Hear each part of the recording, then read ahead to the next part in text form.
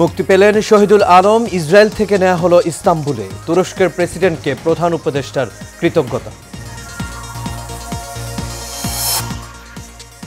যতই সংস্কার হোক, নির্বাচন ছাড়া গণতন্ত্রের উত্তরণ সম্ভব না, মন্তব্য ফখরুলের। প্রশাসনকে দলীয়করণের অভিযোগ। বাজারে চড়া সবজির দাম, আমদানির পরও ২৫০র ঘরে কাঁচামরিচ। নিয়ন্ত্রণে তদারকির দাবি ক্রেতাদের।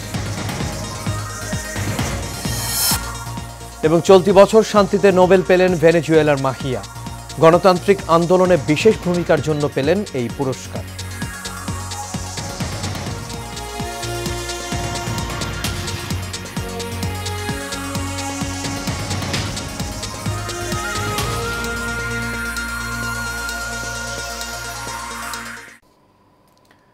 সবাইকে স্বাগত এশিয়া নিউজে। দর্শক, পুরো সংবাদ জুড়ে আপনাদের সঙ্গে আছি আমি আনোয়ার রাজ। এতক্ষণ শুনছিলেন বিআরবি কেবল ইন্ডাস্ট্রিজ লিমিটেড সংবাদ শিরোনাম। এবার চলে যাচ্ছি পুরো খবরে।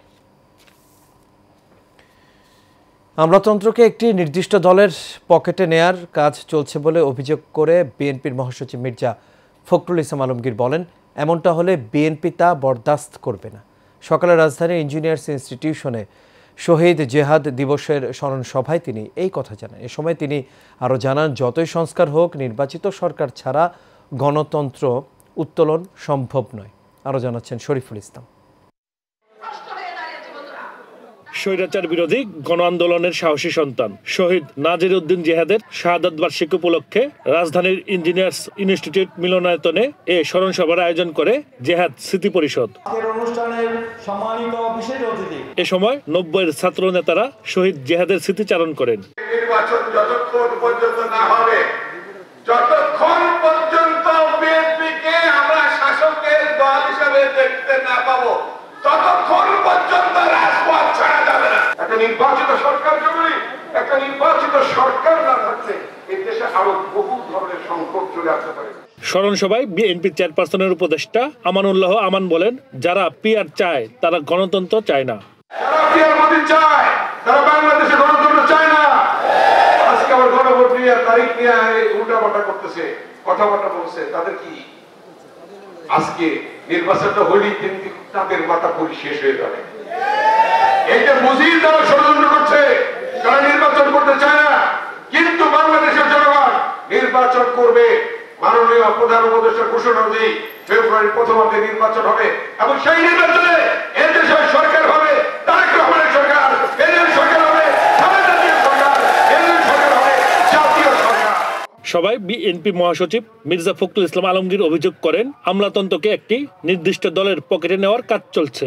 আমাদের নেতা তারেক রহমান এবং প্রধান উপদেষ্টা ইউনূস সাহেবের সঙ্গে এটি আলোচনা করার পরে নির্বাচনের যে সময় নির্ধারিত হয়েছে, সেই সময় নির্ধারিত নির্বাচন হবে, অন্যথা নির্বাচন হবে না। অর্থাৎ নির্বাচন তখনই হতে হবে। ১, ২, আমলাতন্ত্রকে কোনো একটি নির্দিষ্ট দলের পকেটে নেওয়ার চেষ্টা করা হচ্ছে, এটাকে আমরা কোনো মতেই বরদাস্ত করব না। এ সময় মির্জা ফখরুল বলেন, আগামী ফেব্রুয়ারিতেই নির্বাচন হতে হবে। এই ধানের শীষকে নিয়ে আমাদেরকে জয়যুক্ত হতে হবে। বন্ধুগণ, শরীফুল ইসলাম, এশিয়ান টেলিভিশন, ঢাকা। আগামী ফেব্রুয়ারির মধ্যে জাতীয় নির্বাচন অনুষ্ঠিত না হলে দেশে ভয়ঙ্কর রাজনৈতিক পরিস্থিতি তৈরি হতে পারে বলে মন্তব্য করেছেন বিএনপির ভাইস চেয়ারম্যান শামসুজ্জামান দুদু। ঢাকা রিপোর্টার্স ইউনিটির সাগরণী মিলনায়তনে বাংলাদেশ জাতীয়তাবাদী নাগরিক পরিষদের ৪র্থ প্রতিষ্ঠাবার্ষিকী উপলক্ষে আয়োজিত ধর্ম, নীতিনৈতিকতা, মূল্যবোধ ও দেশপ্রেমের চেয়ে ক্ষমতা বড় না হোক শীর্ষক আলোচনা সভায় তিনি এসব কথা বলেন, দেশবিরোধী শক্তি ও পার্শ্ববর্তী দেশের এক ভয়ঙ্কর প্রভাবশালী গোষ্ঠী ষড়যন্ত্রে লিপ্ত রয়েছে। সেখানে স্বৈরাচার শেখ হাসিনা আশ্রয় নিয়েছেন। বাংলাদেশ বিরোধী যে ষড়যন্ত্র, চতুর্দিকে পার্শ্ববর্তী দেশে একটি ভয়ঙ্কর শক্তি কাজ করছে, যেখানে স্বৈরতন্ত্রের শিখণ্ডী শেখ হাসিনা আশ্রয় নিয়েছে। এই ভারত কখনোই গণতন্ত্রের পক্ষে ছিল না, কখনোই স্বাধীনতার পক্ষে ছিল না। সে তার স্বার্থ উদ্ধারের জন্য বাংলাদেশকে সবসময় ব্যবহার করেছে। ধর্ম উপদেষ্টা প্রফেসর ডক্টর আফম খালিদ হোসেন বলেছেন, রাজনৈতিক দলের ঐক্যমতে জুলাই সনদ যথাসময়ে স্বাক্ষরিত হবে, এই নিয়ে কোনো আশঙ্কা নেই। দুপুরে কুমিল্লা সদর দক্ষিণ উপজেলার নব শালবন বৌদ্ধবিহারে আয়োজিত ২৪তম দানোত্তম শুভ কঠিন চিবর দানোৎসব অনুষ্ঠানে শালবন বৌদ্ধবিহারে ইন্টারন্যাশনাল মেডিটেশন সেন্টার ও ফ্রি ফ্রাইডে ক্লিনিকের ভিত্তিপ্রস্তর স্থাপন শেষে সাংবাদিকদের এক প্রশ্নের জবাবে এসব কথা বলেন তিনি। এ সময় আরও বলেন, সুশাসনের জন্য নির্বাচন অত্যন্ত জরুরি, এই লক্ষ্যে সরকার এগিয়ে যাচ্ছে। জুলাই সনদ তো স্বাক্ষরিত হবে এবং জাতি এর জন্য সম্পূর্ণভাবে প্রস্তুত। কোনো ধরনের কোনো আশঙ্কা আমরা এই পর্যন্ত অনুভব করছি না। এই ব্যাপারে রাজনৈতিক দলরাও এগিয়ে আসছেন। আমরা আশা করি এটা যথাসময়ে স্বাক্ষরিত হবে। রাজধানীর বাজারে নিত্যপণ্যের দাম বৃদ্ধি অব্যাহত রয়েছে। আমদানির পরও কাঁচামরিচ বিক্রি হচ্ছে ২৪০ টাকায়। বাড়তি দামে কিনতে হচ্ছে সব ধরনের সবজি। পেঁয়াজ, ডালের দাম এখনও সাধারণ মানুষের নাগালের বাইরে। এমন অবস্থায় নিত্যপণ্যের দাম নিয়ন্ত্রণে দ্রুত পদক্ষেপ নেওয়ার দাবি ক্রেতাদের। লতিফ চৌধুরীর ক্যামেরায় ওয়ালি সিদ্দিকী রিপোর্ট করেছেন। সাপ্তাহিক ছুটির দিনের সকালে যারা বাজারে গেছেন তাদের অনেকেই পড়েছেন অস্বস্তিতে, কারণ নিত্যপণ্যের দাম এখনও ক্রয় ক্ষমতার বাইরে। মৌসুম শুরু না হলেও বাজারে আসতে শুরু করেছে শীতকালীন সবজি, তবে দাম নাগালের বাইরে। আমদানির পর মরিচের দাম কমলেও এখনও প্রতি কেজি বিক্রি হচ্ছে ২৪০ টাকায়। চালের দাম কেজি প্রতি ২ টাকা কমলেও বিক্রি হচ্ছে বাড়তি দামেই। পেঁয়াজ বিক্রি হচ্ছে ৭৫ থেকে ৮০ টাকায়, আর ডাল কিনতে হচ্ছে ১৬০ টাকায়। শীতের সবজি দাম সিম বাইরে নতুন ২০০ টাকা কেজি, তারপর টমেটো ১৪০ ইন্ডিয়ান, তারপরে পাতাকপি ৮০, ফুলকপি বড়গুলা ৯০, ছোটটি ৮০, মরিচ ২৪০। বর্তমানে যে বাজার দর আমরা দেখতেছি সেটা বাজার দর মনিটরিংটাকে বাড়ানো, উৎপাদন থেকে নিয়ে বিপণন পর্যায় পর্যন্ত যেন যে একটা চেইন অফ সাপ্লাই যে রয়েছে এটার একটু মনিটরিং বাড়াইলে আমার মনে হয় যে সেই দিক থেকে মানুষ, সাধারণ মানুষের উপকৃত হবে। চালের বাজারটা গত ১ মাস আগে যে বাড়তি যা ছিল, ইন্ডিয়ান চালটা ঢোকাতে বাজারটা একটু কম আছে। প্রত্যেক কেজিতে ২-৩ টাকা করে কমছে, কিছুটা ৪ টাকা ৫ টাকা পর্যন্ত কমছে। তো বস্তাও আপনাদের ২০০ টাকা করে কম। বর্তমান বাজার দর এই সপ্তাহে আমরা পেঁয়াজ ৭০-৭৫ টাকা বেচতেছি, শুকনা মরিচ, মালামাল, ডাউল দেশি ডাউলটার দাম বেশি।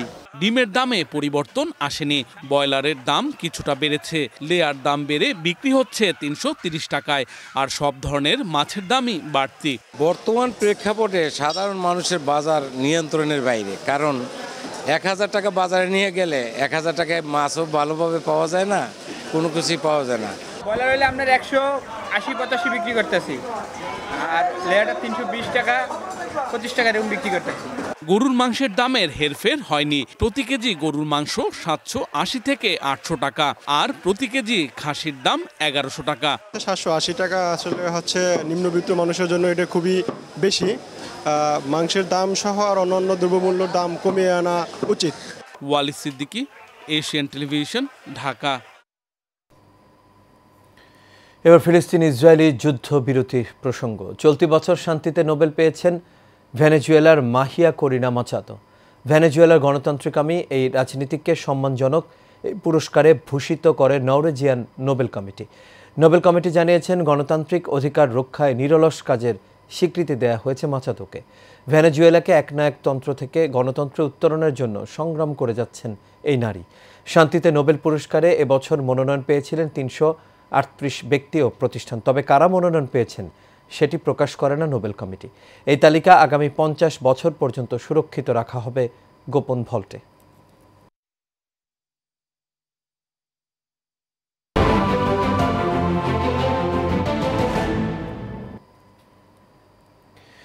এবার এনএসএ নিবেদিত news story of the week. প্রাকৃতিক সৌন্দর্যের লীলাভূমি সিরাজগঞ্জের তারাস উপজেলা। চলতি বছরে শীত আসার আগে অতিথি পাখির আনাগোনায় মুখরিত এই এলাকা।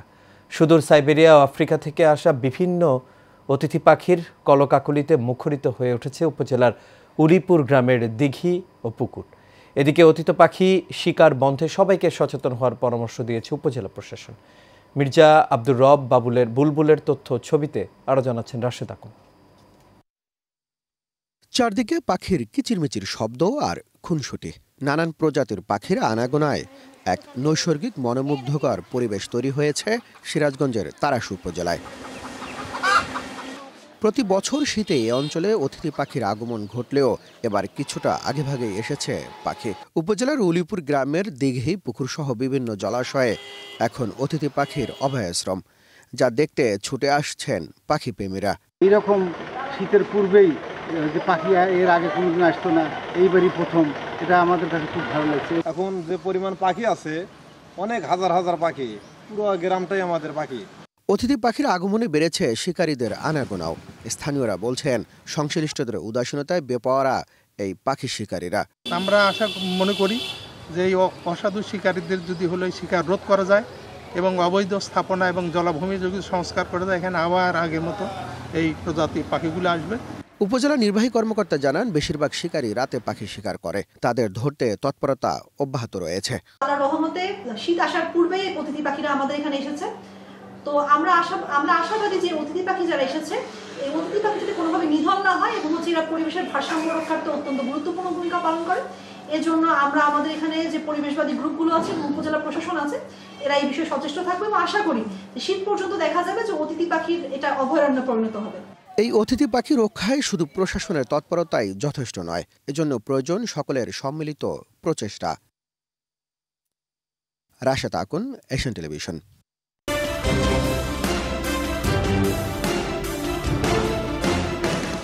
কুড়িগ্রামের ভুরুঙ্গামারীতে তিলাই ইউনিয়নে দুধকুমার নদীর ভাঙনে বিলীন হচ্ছে আবাদি জমি, ঘরবাড়ি সহ নানা স্থাপনা। ভাঙন রোধে স্থায়ী বাঁধ নির্মাণের দাবিতে ইউনিয়নবাসীর উদ্যোগে ও সমাজসেবক আক্তারুল ইসলামের সহযোগিতায় মানববন্ধন করেছে নদীপাড়ের কয়েকশো মানুষ। এতে উপস্থিত ছিলেন ইউনিয়ন বিএনপির সভাপতি আবুল কালাম আজাদ, ওয়ার্ড বিএনপির সভাপতি আফজাল হোসেন, জুলাই আন্দোলনের ছাত্রদল নেতা সিয়াম শিকদার, ব্যবসায়ী নুর ইসলাম ও সোরাব মেম্বার সহ আরো অনেকেই। মাননীয় সরকারের প্রতি দৃষ্টি আকর্ষণ করছি, অতি শীঘ্রই জানি আমাদের এই দুধকুমার নদীটি 1, 2, 4 নম্বর ওয়ার্ডের এই ভাঙন রোধ থেকে রক্ষা করে। ঘর বাড়ি ভেঙে নদীর গর্ভে বিলীন হতে চলছে। নদীর পূর্ব পার যেখানে জিওব্যাগ ফেলেছে, সেখান থেকে আমরা আরো জনগণ সবাই মিলে আরো 1000 মিটার দৈর্ঘ্য বাঁধ চাচ্ছি। আমাদের যখন আমাদের বসত বাড়ি নদীর বুকে চলে যায়, তখন আমরা দাঁড়ানোর মতো কোনো জায়গা থাকে না। 2-3টা গুচ্ছু গ্রাম আছে, নদীর গর্ভে চলে যায়, তাহলে দুঃখজনক, এরা কোথায় যাবে? আর এর সাথে শেষ করবে এশিয়ান নিউজ। তবে যাবার আগে বিআরবি কেবল ইন্ডাস্ট্রিজ লিমিটেড সংবাদ শিরোনামগুলো দেখে নেব দর্শক আরো একবার।